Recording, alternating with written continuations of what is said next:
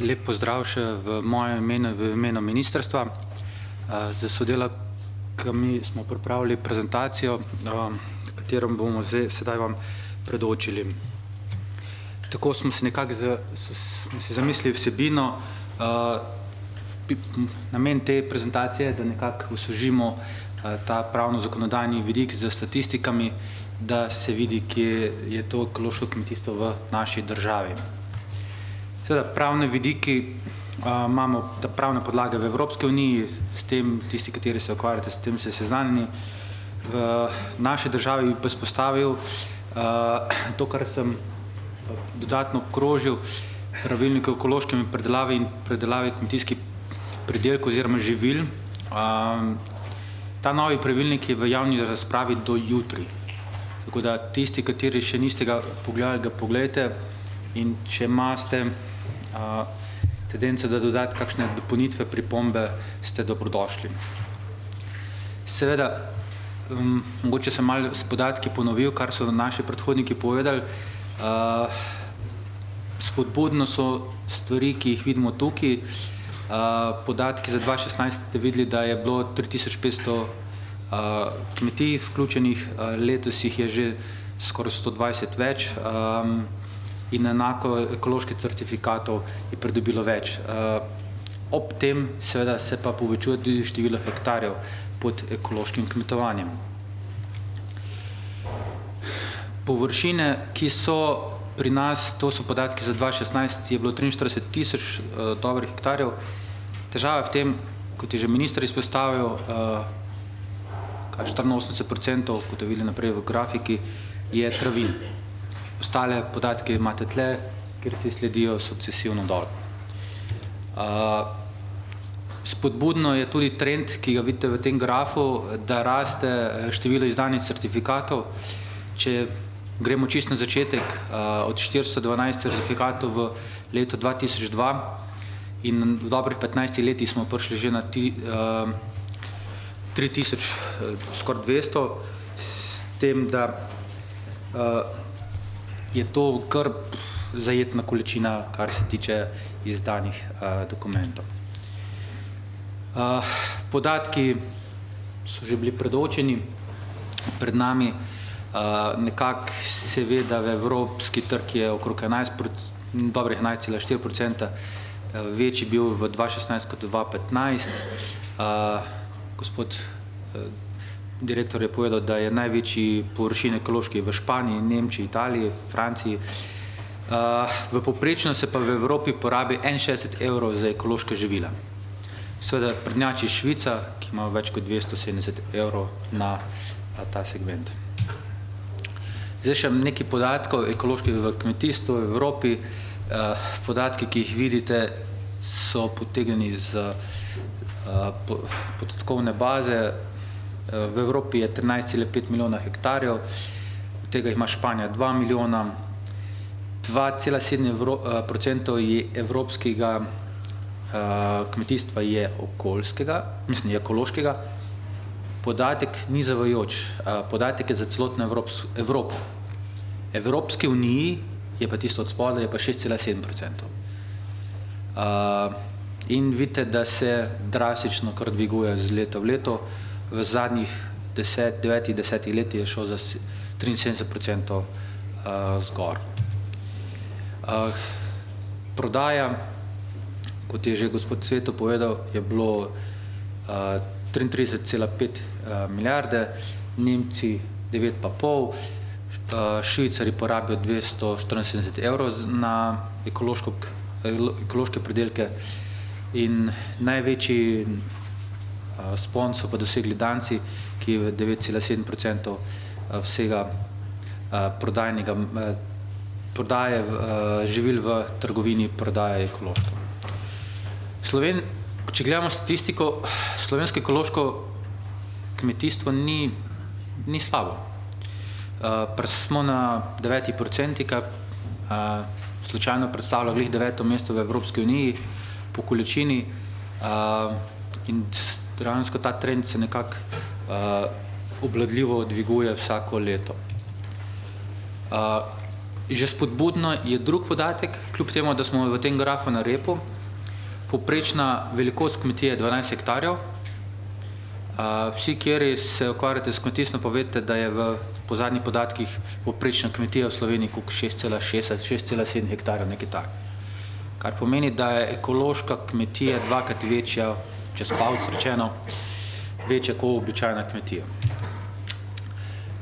To je tista, kar je že minister izpostavil, skrbljujoča zadeva, ki boste v vaši stroki mogli v prihodnosti kar opraviti nekaj razmislekov. 84% vseh ekoloških zadev predstavljajo travinje. Z tega je živih živali 7% v Sloveniji, prašičev pa 1,3%, kar nekje smo nekje v tem sredini Evrope. Ta akcijski načrt za ekološko kmetijstvo se je zaključil leta 2015, imel je določene ukrepe, določene stvari. Seveda, mi smo naredili analizo, kje smo, kako smo. Vidimo lahko, kaj se je zgodilo, kar se tiče delež ekoloških kmetij. Želja je bila 15%, prišli smo na 5,2%. Delež kmetijskih zemljišč je bil 20%, smo na slabih 10%. In delež ekoloških živil slovenskega porekla, želja je bila 10%.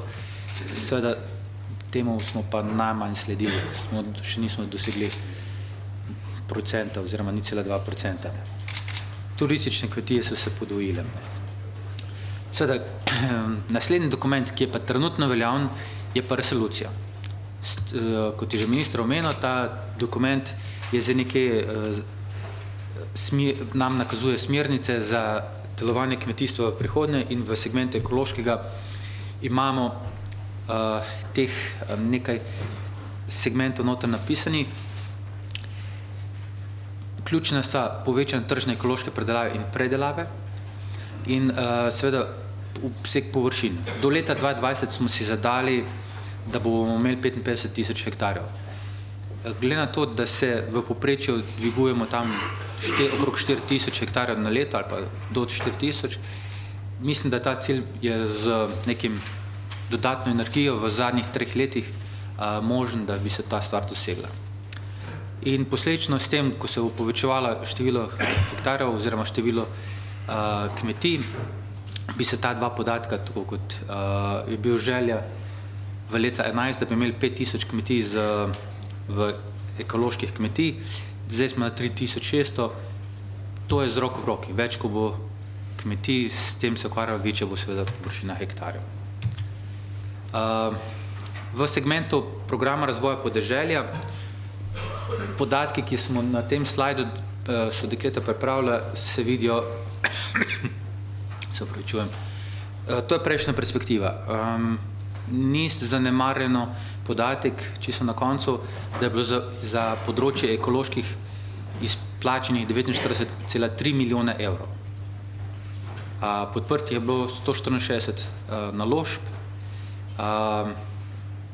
in v 127 milijonih evrov skupno.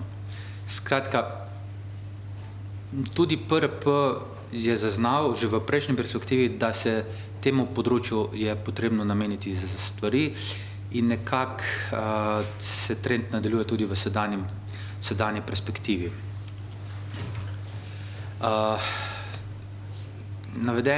Tukaj so navedeni ukrepi. En segment je ta neposredna plačila, potem seveda ukrepi za ekološko kmetovanje in seveda kombinacija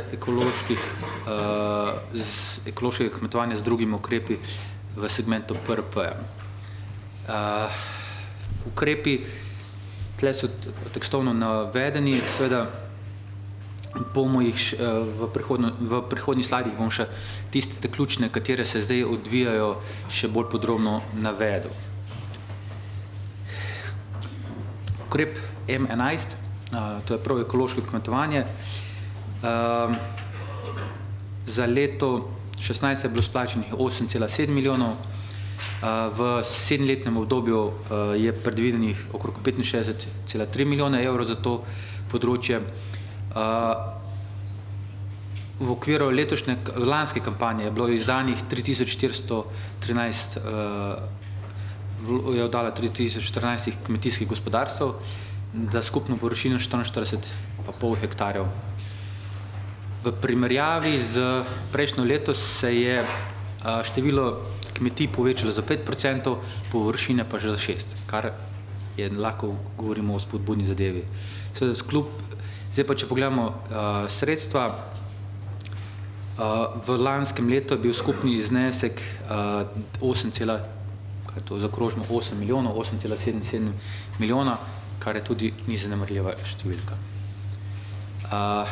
In ostali ukrepi sheme kakovosti, podpora za sodelovanje v shemah kakovosti,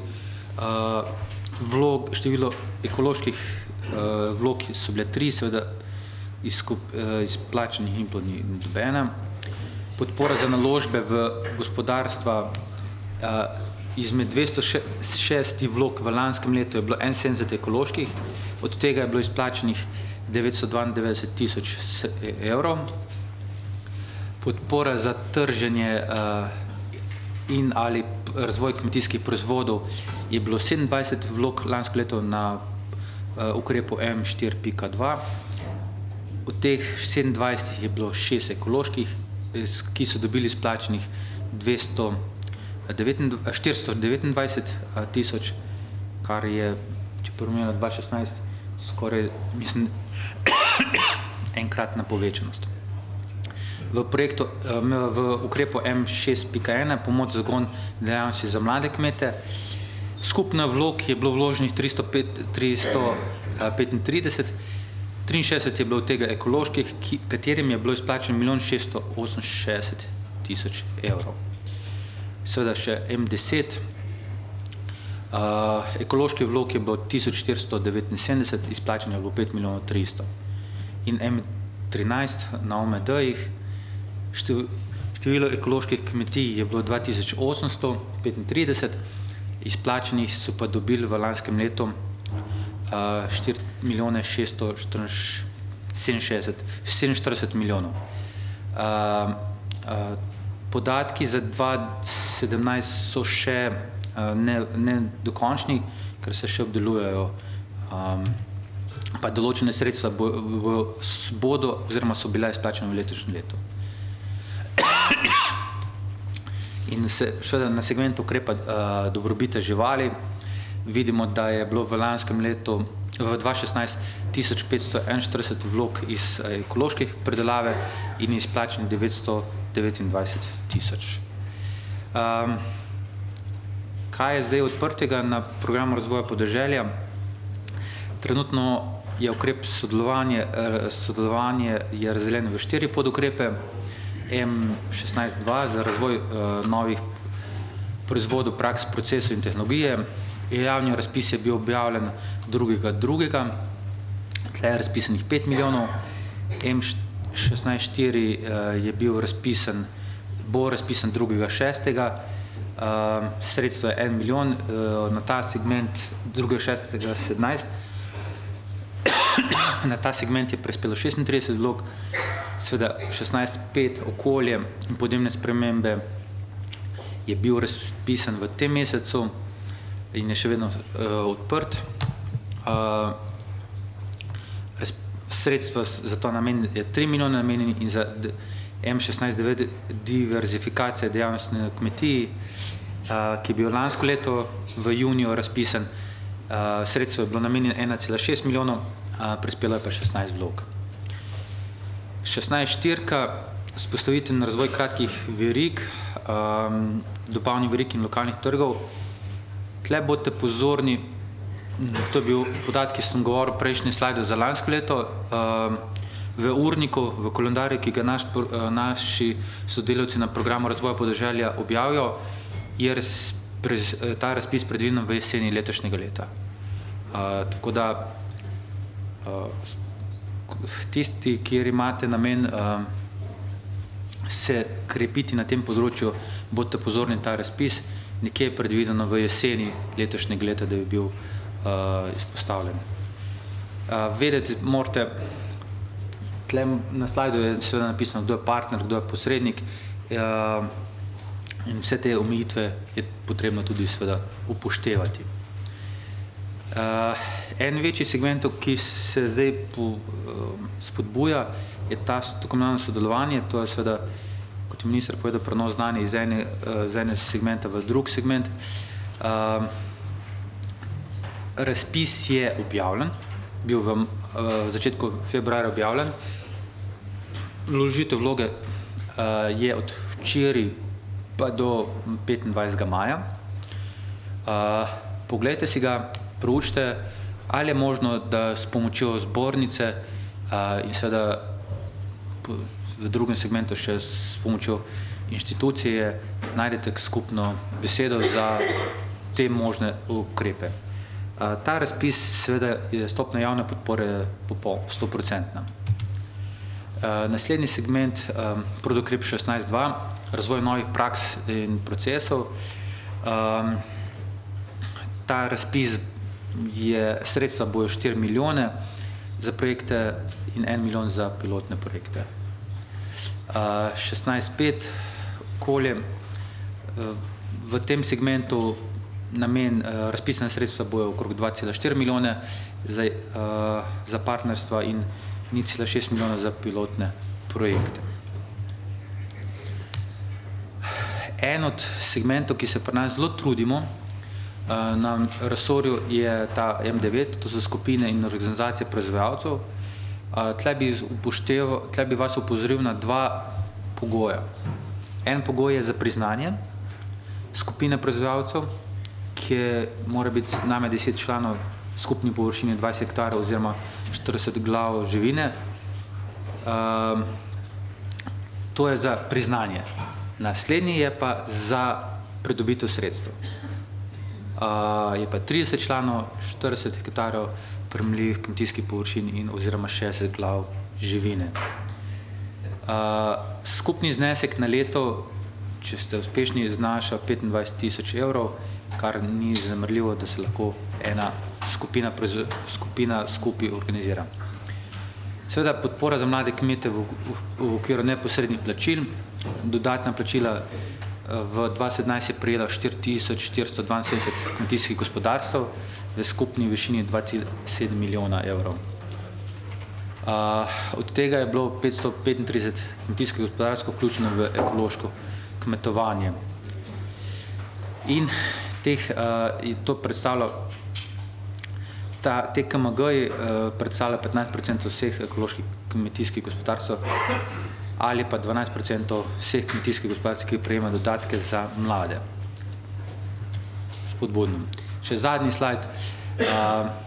Nova uredba o ekološkem kmetovanju bo prinesla številne nove izzive. Pri tej točki bi upozoril zadevo, da v letošnjem letu se predvideva kar nekaj javnih tribun na to temo. Ta nova ekološka uredba, ki bo začela veljati leta 2021, bo prinesla skupinsko certificiranje, nova pravila glede certificiranja, seveda uvoza, evidenc in tako dalje. Več podrobnosti boste deležni informacij v zvezi s tem na segmentu javnih razprav, ki bojo namenjene v tej uredbi, nekje se predvideva v drugi polovici letošnjega leta. In seveda zadnji segment, jaz predvidevam, da bomo v prihodnosti na današnjega posveta tudi v tem kaj več slišali. Ekološko kmetovanje bo v prihodnosti imelo večjo pomembno vlogo v novi SKP, seveda po letu 2020, ampak da lahko ta segment se nadaljuje, je nujno potrebno vzdrževati ta trend rasti, ki ste ga zdaj v zadnjih letih naredili, in to organiziranosti in seveda prenos te energije, ki imate vi tudi na ostale subjekte in seveda v končni fazi na našega potrošnika, da bo tudi sam v trgovini zaznal, tudi vi kot jaz, da posežemo po domači ekološki hrani. Najlepša hvala.